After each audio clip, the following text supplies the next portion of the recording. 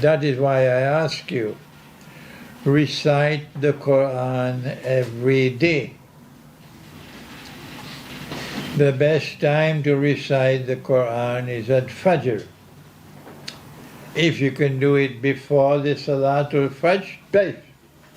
And if not, then immediately after Salatul Fajr. Make sure you recite the correct juz, and you complete the khatam, the Quran, every month. When a child is 7 years of age, that child should be able to recite any part of the Quran you ask him to recite by the age of 7. When that child reaches the age of 10, that child should be reciting the correct juz every morning before going to school, and khatam the Quran every month. And if that child is doing this and reciting the Quran every day and khatam the Quran every month, you have not given your child a more magnificent gift than this, to keep it all your life. If you do not know how to recite the Quran in Arabic, stop whatever you're doing and bow your head in submission to the Quran and learn. Get someone to teach you to recite the Quran in Arabic. If your job keeps you too busy and you don't have time to recite the Quran, then you belong to that pathetic group of idiots whose job is more important than the Quran. Allah. A pathetic person. That this is more important than the Book of Allah. What can be more important in the world than the Book of Allah? Whatever it is you have to sacrifice, sacrifice it so that you have the time to recite the Quran every morning and khatam the Quran every month. Finally, a warning to those of you when Allah calls me away from this world, who would want to say you are my student. Don't do that. I don't recognize you as my student unless you're reciting the Quran every day and you khatam the Quran every month. Next question. By Sohail, please. Sheikh, please tell us about your time in Pakistan.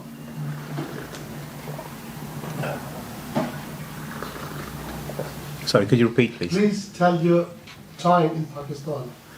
He wants to know about the time you spent in Pakistan. I was a student at Al-Azhar University Recent, not in only- Cairo at the age of 21. And I was inspired to go to Egypt at the age of 18 when an Islamic scholar left Pakistan and came to the island of Trinidad. And I had attended the best college in the country. My father was a school principal and devoted a lot of attention to my education. And when I listened to this scholar who came from Pakistan, I was introduced to a model of scholarship that dazzled me. Dazzled me. He was comfortable explaining physics and biology and astrophysics as he was with explaining social problems and so on, sociology, psychology, a versatile scholar. And when I went to Egypt, I couldn't find that caliber of scholarship at Al-Azhar, although I spent 1 year. And I was planning to leave Egypt when that scholar invited me to Pakistan. He wanted to establish an institute of Islamic studies which would be quite different from your Darul Uloom. the kind of Institute of Islamic Studies that Dr. Muhammad Iqbal would have wanted. But when I arrived, the institute had not as yet started, and I was the first student. So because of me, they started classes. And while I was his student, I had to study the philosophy of history. And he brought a philosopher to teach the philosophy of history. That's not taught in any Darul Uloom. Because of the philosophy of history that I studied, that's how I'm pioneering Islamic eschatology now. He brought a scientist to teach us the philosophy of science. An eminent scientist came to teach us the philosophy of science. He brought one of Pakistan's most eminent philosophers to come and teach us different subjects in comparative religion. And that's how I wrote my book, Islam and Buddhism in the Modern World. But most of all, he taught us the methodology for the study of the Quran. The methodology, how to study the Quran. And when I graduated from his institute, he said, when you go back to your country, I don't want your hand like this. I want your hand like this. Because if your hand is like this, he who pays the piper calls the tune. And you are masjid and imam, and you give a bad khutbah, they fire you. Right? So I applied for a job in the foreign ministry. I was interviewed for the job, a panel.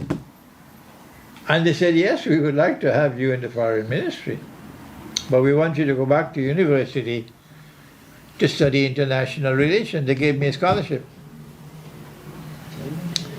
When I went to the institute to study international relations, there's a select class of only 23 people.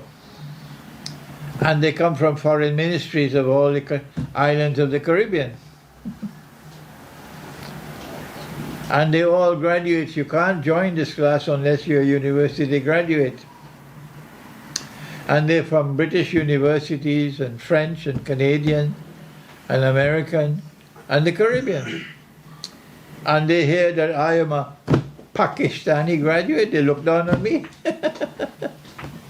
And when they heard that I am a student of religious study, they looked down, what is he doing here? The priest, what is he doing here? But because of the scholarship I got from my teacher, how to study the Quran, from the time classes began, on the first day, the rest of the students were left with their mouth open because I was commanding the class all through the year. And at the end of the year, I came first in the class. They're looking down at the Pakistani graduate anymore.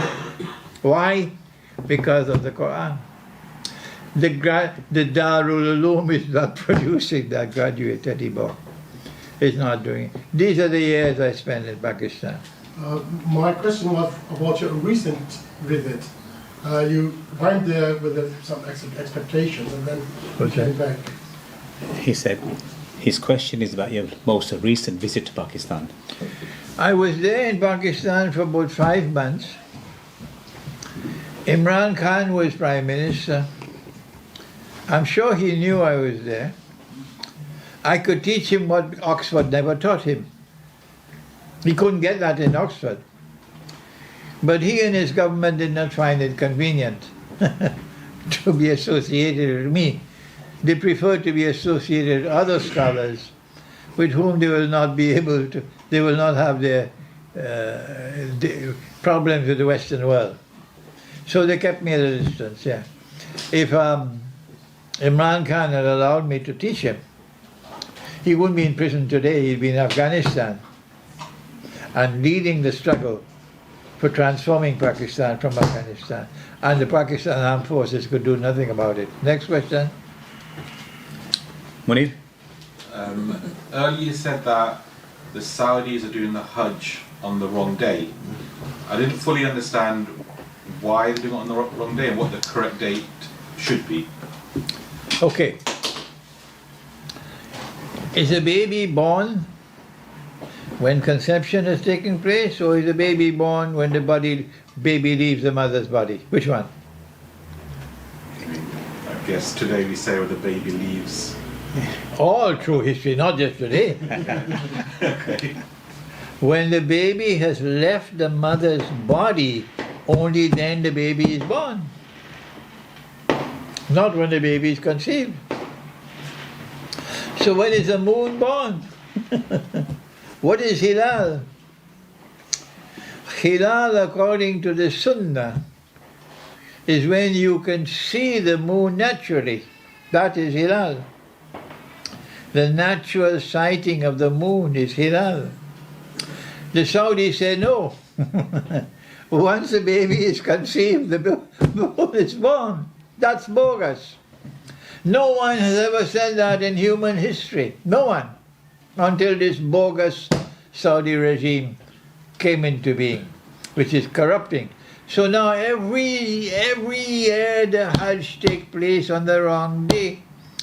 There is no scholar in Britain today more learned than this young man here on this subject, and he's here tonight, sitting next to you. He's doing his PhD now on this subject. So when you said naturally sighted, you mean not using technology and not using anything like that, and if it's cloudy? I didn't stop you from using technology. You can fly on an aeroplane, but I'm not interested in your results. That's for you.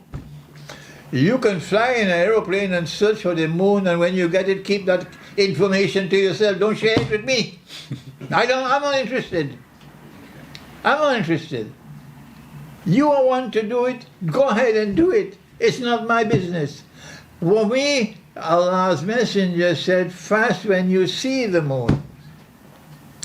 Sumu li ru'yatihi wafturu li ru'yah. When you see the moon, then you fast. And when you see the next moon, you stop fasting. So the natural sighting of the moon is what you should be doing every month. He does it, he takes a group of people every month. Is it tonight? Tomorrow night? Tomorrow. Tomorrow. Tomorrow night, yes. Tomorrow night is the night. In Pakistan, they call it Chand Rat. The night when you look for the moon, yeah. And so if weather doesn't permit it? If you do not see the moon, then the Quran, the Prophet said, the month will continue for 30 days. 30 days. For one more day. So the month will have 30 days. Okay?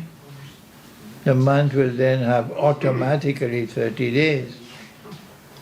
Any more questions? Brother, let me go to Hifza, because Brother Hifz, We want to hear from you what's your opinion or what you have to say about Allama Muhammad Iqbal. Last time when I listened to you, they were very, encouraging. So I have my friend here with me, he wants to listen to that again. you want to hear from me or from the Sheikh? From the Sheikh. Okay. The brother is asking, he wants to hear from you about one of our previous Sheikhs, Dr. Allama Iqbal, about his Dr. qualities. Iqbal. Yeah. The most magnificent thing about Dr. Iqbal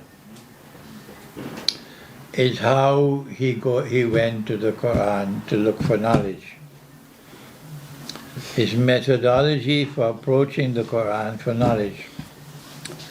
Dr. Iqbal never believed that knowledge is a box which is already sealed, and you simply have to transfer it from one generation to another. That, unfortunately, is the Darul Uloom. Dr. Iqbal would turn to the Quran with a critical mind, with an original mind, and look for new knowledge in the Quran. And that is what makes him stand out separately from the rest.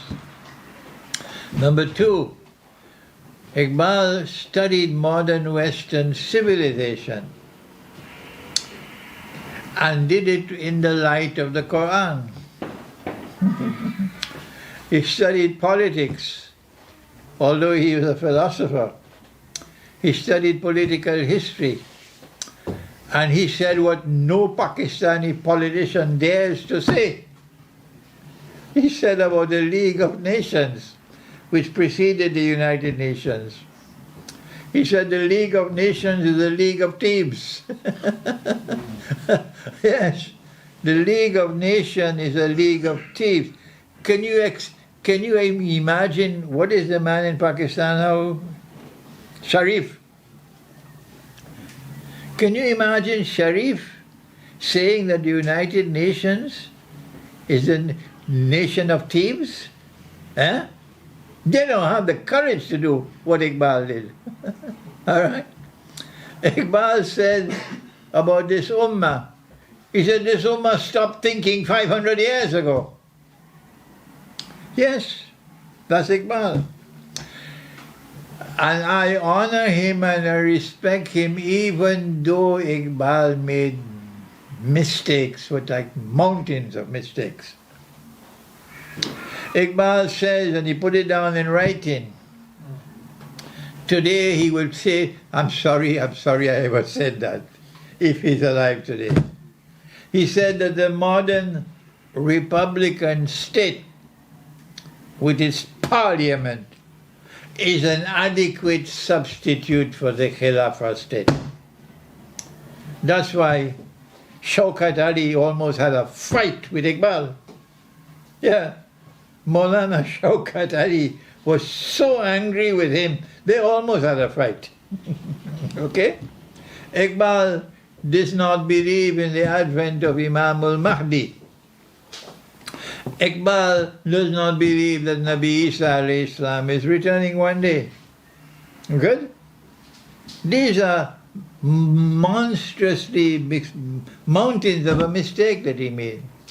Iqbal recognized that Gog and Magog are released. Yes.